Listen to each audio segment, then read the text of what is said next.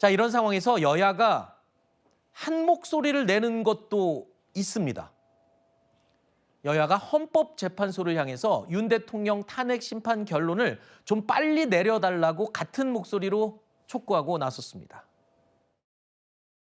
헌법재판소의 신속한 결단을 다시 한번 부탁드립니다. 개인이나 집단, 세력의 이해관계가 아니라 국민과 국가 그리고 역사를 생각해 주시기를 부탁드립니다. 좌고우면할 이유도 없고 정치적 고려를 할 까닭도 없습니다. 헌법재판소가 국민의 신임을 배신하지 말고 헌법과 법률에 따라 즉각 윤석열을 파면하기를 촉구합니다. 헌재는 국정의 혼란과 불확실성을 정리하기 위해 대통령 탄핵 심판 결과를 조속히 선고하길 바랍니다. 문영배 권한대행은 선고 일자를 잡고 헌법재판관 개개인의 판단을 들어서 하루빨리 탄핵 심판에 대해서 결론을 내리기 바랍니다. 도대체 며칠입니까? 내일이라도 빨리 평의 종결을 하고 탄핵 심판 선고를 빨리 해라. 들으신 것처럼 여야가 오랜만에 한 목소리로 이야기하고 있습니다. 바로 대상은 헌법재판소고 빨리 좀 결론을 내라라는 게 지금 요구사항입니다. 그런데 목소리는 같은 것처럼 들리지만 내용을 뜯어보면 그 이유와 방법이 다릅니다. 그렇죠.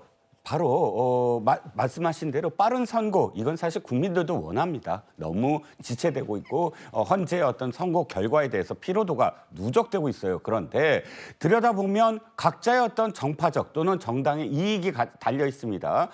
지금 여당 측에서는 이게 늦게 가는 것이 굉장히 유리하다라는 어떤 포지셔닝에서 바뀌었어요. 네. 너무 이게 늘어지다 보면 마은혁 후보자의 그런 임명과 관련된 압박이 계속되고 있지 않습니까? 네. 그러니까 그 마은혁 후보자의 어떤 압박 이전에 빨리 선고, 지금 현재 유리한 어떤 지형이므로 이대로 선고하는 것을 지금 압박을 넣으면 되겠다라는 속셈이고, 즉 야당 같은 경우는 현재 불리한 어떤 지형이라고 판단하는 것 같아요. 그러니까 그 5대3 정도로 지금 판단하는 것 같습니다. 물론 뭐 다 추정이지만, 그런데 여기에 빨리 선고를 해달라라고 하는 거에 플러스 마은혁 후보자의 빠른 임명, 이게 동시에 지금 주장을 하고 있는 것이거든요. 그렇기 때문에 양쪽 다 속내는 빠른 선고를 이야기하지만 그 안에는 마은혁 후보자의 임명과 관련돼서 각자의 어떤 속셈이 좀 다르다. 네.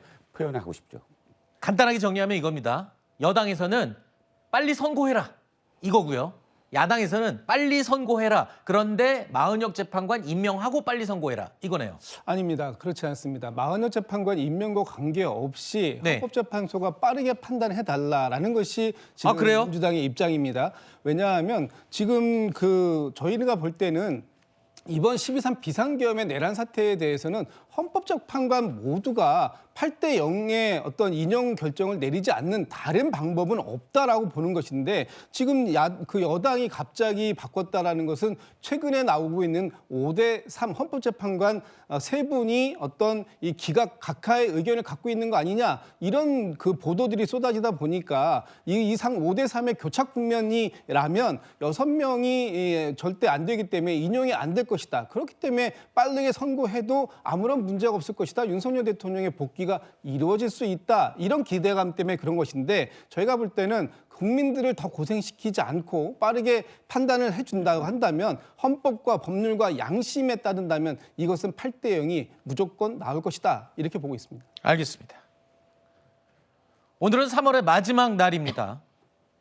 윤석열 대통령 탄핵 심판 선고가 결국 3월 안에는 나오지 않았습니다.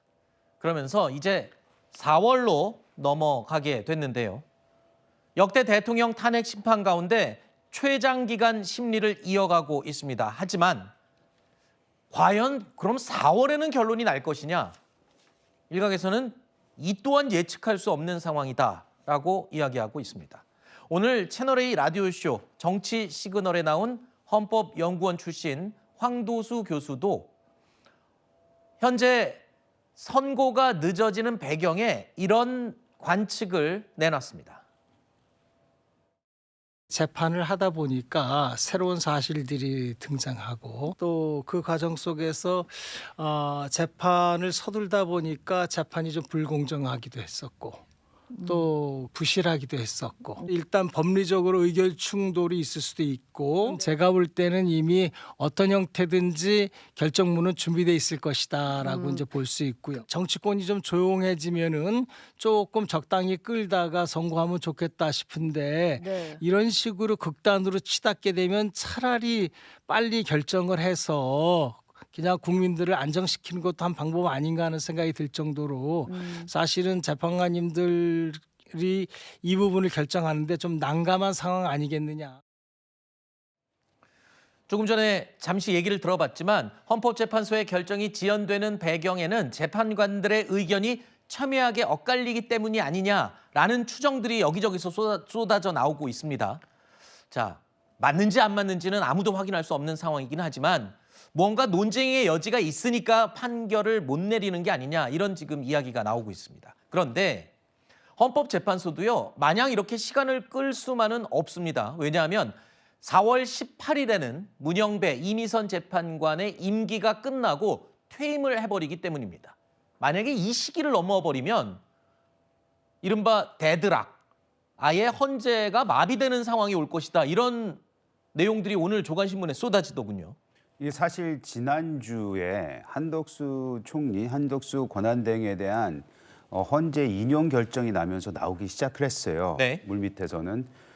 그걸 보면서 사람들이 느꼈던 게 뭐냐면 저기 보이는 정계선 재판관이라든지 김복현 재판관 이런 분들의 의지가 굉장히 강하게 결정문에서 그 적혀 있는 걸 보면서 아 여기 그 헌재 내에 굉장히 큰 갈등이 있는 게 아니냐.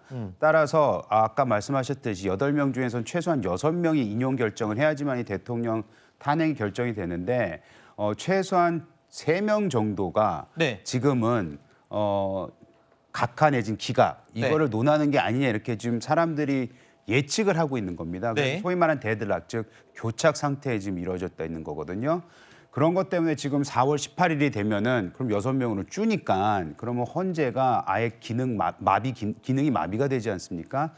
그런 것을 좀 우려해서 이런 말들이 나오고 있는 것 같은데 저는 그렇기 때문에도 지금 정치권에서 빨리 헌재가 저 결정을 내려라라고 양측에서 다 얘기는 하고 있고 물론 정치적 의도는 틀릴 수도 있겠으나 네. 하지만 지금 보면은 저희도 그렇습니다. 아까 그 황도수 교수님 말씀을 들어보면은 이분은 이럴 수도 있고 저럴 수도 있다 뭐 이렇게 얘기를 하시잖아요. 근데 거기에서 나오는 얘기 중에 저는 좀 눈여겨본 게 지금 헌재가 진행됐던 그 재판에 있어서 그 절차상의 문제가 있었다라고 말씀을 하신 거나 마찬가지잖아요. 그게 어찌 보면 아까 말씀드렸던 데드락의 근거가 될 수도 있기 때문에 4월 18일 전까지는 다 D-Day인 것 같고 지금 그 누구도 요번 주냐 다음 주냐 이렇게 얘기할 수 있을 것 같지는 않아요. 다만 한마디만 더 드리면 민주당은 지금 4월 1일을 네. 마은혁 재판관 결정해라라고 네. 지금 데드라인을 잡아버렸잖아요. 그 뜻은 뭐냐면 본인들도 스스로가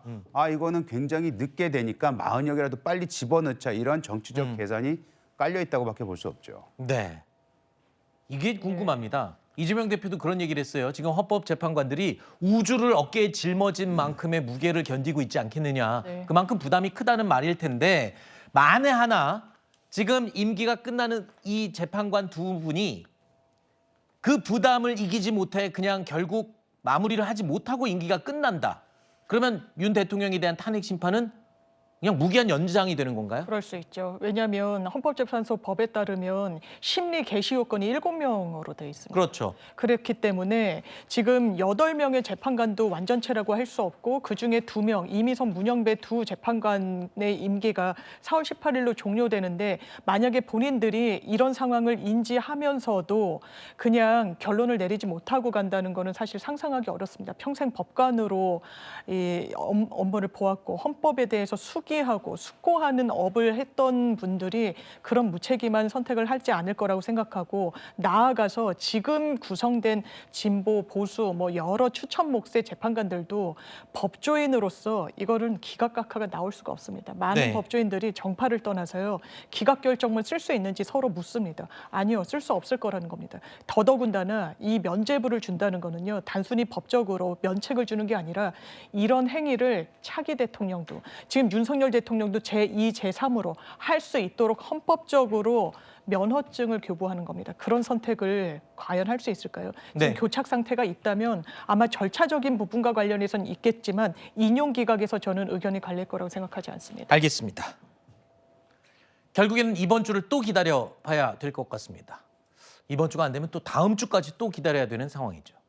그리고 그 다음 주가 되면 우리가 지금 얘기한 가장 우려하는 상황이 또 펼쳐질 수도 있습니다. 도대체 어디로 가는 건지요?